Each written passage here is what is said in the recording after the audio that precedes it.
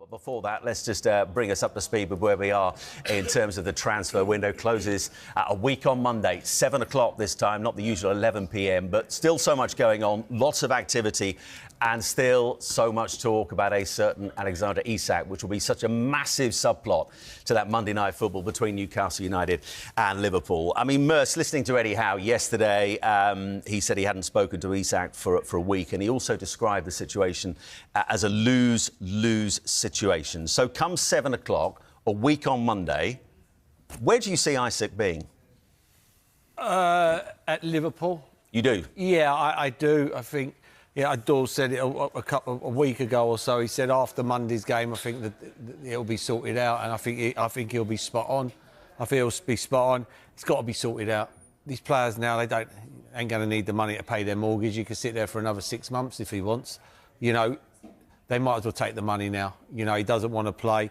He's lost his legacy, and it's a shame on Newcastle because I thought they should have beat Villa last week. In Isak's plan, they would have won that game, and you know, that would have been an amazing start to the season. So, for me, I don't like the way this is panned out. It's not the first time. It won't be the last time. It won't be the last time. The only one that's gained out of this is Wissa at Brentford, because no one's mentioning him.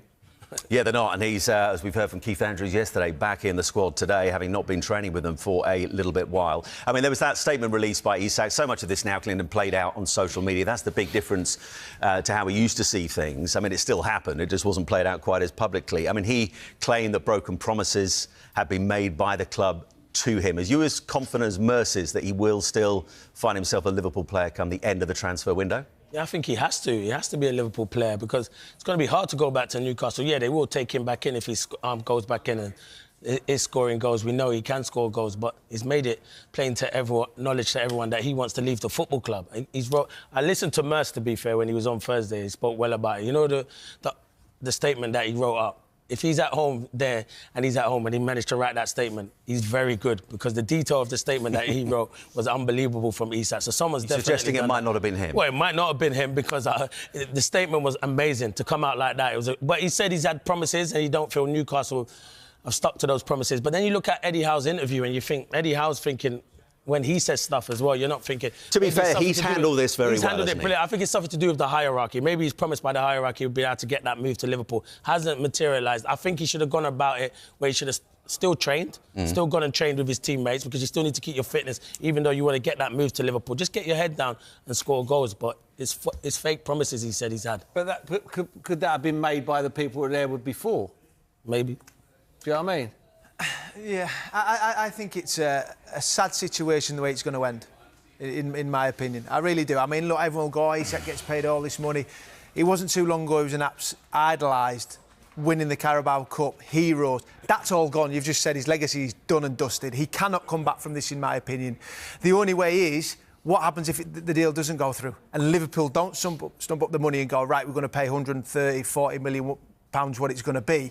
Then he's in limbo. Then what does Eddie Howe do? So there's absolutely no way for you, if he remained a Newcastle United player come the end of the transfer window, there's no way for you he can rebuild those bridges with the fans. That's done for you, is it?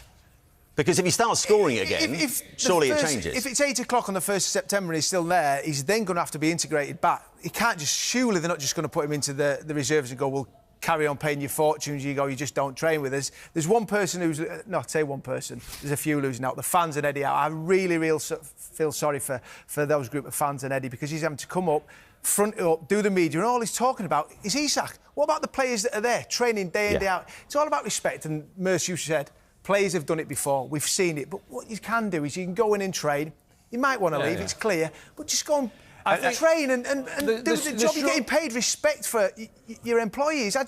It blows my mind that players do. I think the straw that broke the camel's back was when Seko went to Man United. I think then that's when he lost the plot. I think that's when he's gone, you know...